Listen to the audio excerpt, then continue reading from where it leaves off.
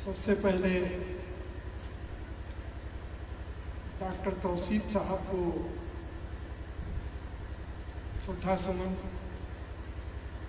अर्पित करते हुए इस धरती पर मैं खड़ा हुआ हूँ, मेरी राजनीति और मेरा सामाजिक जीवन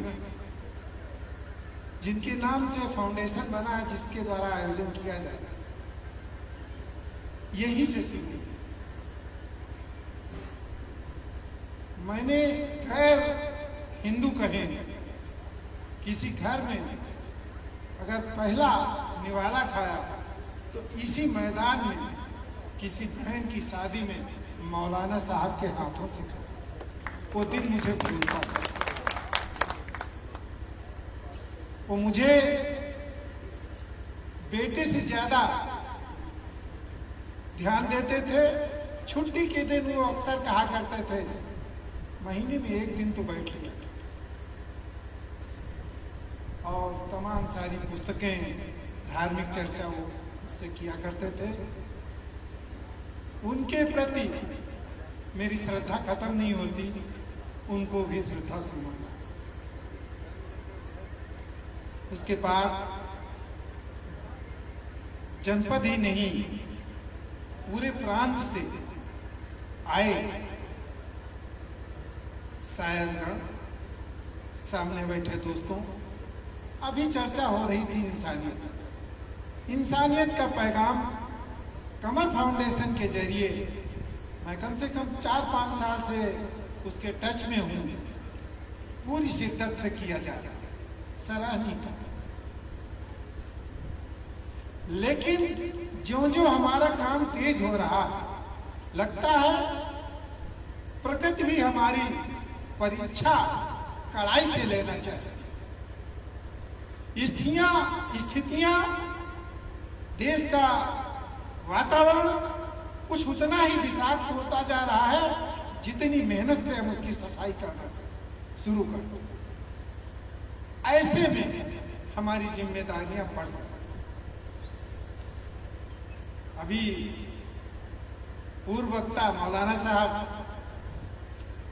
जो हमारे चीफ गेस्ट भी हैं, ने एक छोटी सी कहानी हजरत मोहम्मद साहब की बताई, उस दिया वाली। बस इसी कहानी पर अगर अमल कर लिया जाए तो फिर इस देश का कोई कुछ नहीं बिगाड़ सकता।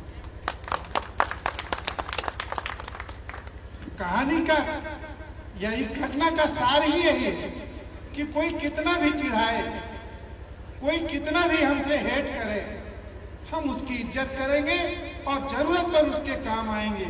अगर जरूरत पर उसकी तकलीफ पर हम उससे काम आएंगे तो निश्चित रूप से वो हमसे जो बुराई मानता है, बुराई छोड़ के वो हमारा हित साधक बन जाएगा। जिस तरह से वो बुढ़िया सारी बुराइयों को छोड़कर अंतिम शरण में हजरत मोहम्मद साहब की शरण में आ गए।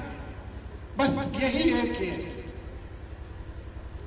देखिए, एक जगह डर और है, आप लोग अपने हो बता दो, खतरा मुसलमान से नहीं इस देश को, ये सब लोग जानते हैं। खतरा हिंदू से भी नहीं, ये भी सब लोग जानते हैं। खतरा मक्कार से और गद्दार से। देश के मुसलमानों ने यह साबित किया, हम मक्कार नहीं हैं, हम गद्दार नहीं। लेकिन वक्त बिगड़ रहा है, इसलिए हमको अपने लोगों पर ध्यान देना है। इधर जिनकी नजरें सोशल मीडिया और अखबारों पर है, वो देख रहे होंगे कि हमारे अपने बीच के लोग, मैं उन्हें मुसलमान नहीं कहता, मुसलमान कौम में जो नाम रखे जाते हैं, उन नामों के लोगों को खरीदा जा रहा है और टेररिज्म में उनका इस्तेमाल किया जा रहा है। और ये इसलिए किया जा रहा है कि पूरी मुस्लिम कौम बदनाम हो। इस चीज पे हम सबको मिलकर नजर रखें कि हमारा कोई आदमी ऐसा तो नहीं है जिसको समाज को और इंसानियत को मिटाने वाले लोग खरीद के और उसका इस्तेमाल करने वाले हैं। इस चीज पर इस समय नजर देने की कड़ी जरूरत है। यही हाल और है। देखिए, सुन के कुछ नहीं करना, कौवा कान ले गया, कान पे हाथ जरूर रख लेना, क्योंकि हमारे यहां ज्यादातर दंगे अफवाहों से होते हैं। कोई नहीं चाहता कि हमारा बच्चा मर जाए या हमारा बच्चा कत्ल में फंस जाए, लेकिन फंस रहे हैं हम लोगों के बच्चे। बस इस बात पर ध्यान रखना। बाकी इंसानियत की रक्षा के लिए ज्यों-ज्यों इंसानियत को मिटाने वाले आगे आ रहे हैं, त्यों-त्यों उसको बचाने वाले भी आगे आ रहे हैं। मुझे यकीन ही नहीं, पूरा विश्वास है कि हमारा कमर फाउंडेशन और मुस्लिम कौम इस इंसानियत को बचाएगा। छोटी सी बात याद आ गई। देखिए, अभी कमर साहब कह रहे हैं इस देश को बचाने की जिम्मेदारी हिंदुओं से ज्यादा मुसलमानों की। मैं तो ये कहूंगा कि नहीं, आप इस देश के शिल्पी हो। आपने ही इस देश को सोने की चिड़िया बनाया था। हम तो जिन पेड़ों को आपने लगाया था उसके परिंदे हैं। उन पेड़ों की रक्षा करना आप ही का काम, परिंदों का काम नहीं। परिंदे फल खाएंगे, उसकी छाया में रहेंगे, लेकिन जिसने लगाया है, जिसने बगीचे को सजाया है, वो माली आप है, उसकी जिम्मेदारी है। फल खाने वालों से ज्यादा पेड़ लगाने वालों की है और रहेगी। इसमें अगर आपसे चूक हुई तो फिर नुकसान हो जाए। आज देश की बिल्डिंग, देश की तहजीब, मैं आपको बता दूं, नवाबों का लखनऊ जो है पूरी दुनिया में जाए, यहाँ की तहजीब कहीं नहीं पाई जाती। यहाँ जो लोग रास्ता आप पूछ लीजिए जिस तरह से बताते हैं, दूसरी जगह तो उल्टा बता देते। हम चाहते हैं कि वो पहचान जो हमारी बनी है वो पूरे देश प्रदेश में ही नहीं, पूरी दुनिया में बनी रहे। और इतना अगर हम कर ले गए, हम तो ये चाहते हैं कि अगर सड़क पर हम पे कोई खतरा आ जाए तो हमें बिना किसी सोच के इस बस्ती की ओर भागना चाहिए और हमारे मन में विश्वास होना चाहिए कि मौलाना मेराज की रोड पे अगर गए और मुस्लिम बस्ती में हम गए तो हमें कोई खतरा नहीं।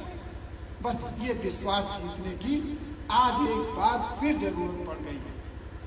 उटन पैजामा वाला अगर मिल गया तो यहाँ की खवातीन को ये विश्वास होना चाहिए अब मेरी इज्जत महफूज, खतरे में नहीं है। साकिर अली अगर मिल गए तो ये मुझे यकीन हो जाना चाहिए कि अब मैं सुरक्षित हूं। ये मुहिम चलाई जाए अपनी तरफ से, इसके लिए कुछ किया जाए। बहुत खतरनाक वक्त से हम गुजर रहे हैं, लेकिन बिना तपे हुए कोई चीज चमकती नहीं। इस समय हमको इंसानियत के अलंबरदारों को तपाया जा रहा है और तपने के बाद आपके चमकने का वक्त भी आने वाला है, इसमें तो रिया नहीं। बस मैं अपनी बात यही समाप्त करता हूं और आपसे फिर एक बार अर्ज करता हूं कि हमारे बीच से गद्दार ढूंढे जाएंगे। नाम के मुसलमान होंगे, वो मुसलमान नहीं होंगे, वो काम करेंगे। उनसे लेने की कोशिश की जा रही है कि पूरी कौम बदनाम हो जाए। इस पर हर जागरूक मुसलमान की नजर होनी चाहिए। हिंदू यहाँ तो कोई है नहीं जिससे बताऊं, जब उनके बीच जाऊंगा तो बताऊंगा और दिन भर यही बताता था। लेकिन आपको सजग रहने की जरूरत है। 24 तक का वक्त बहुत खतरनाक। जब दंगों से सरकारें बदलने लगे, दंगों से सरकारें बनने लगे, जब किसी हवा से या किसी अफवाह से कोई नई चीज पैदा होने लगे तब हमको बहुत अलर्ट रहने की जरूरत है, और हम अलर्ट रहेंगे, अपने सारे लोगों को जागरूक करेंगे। जय हिंद, जय भारत।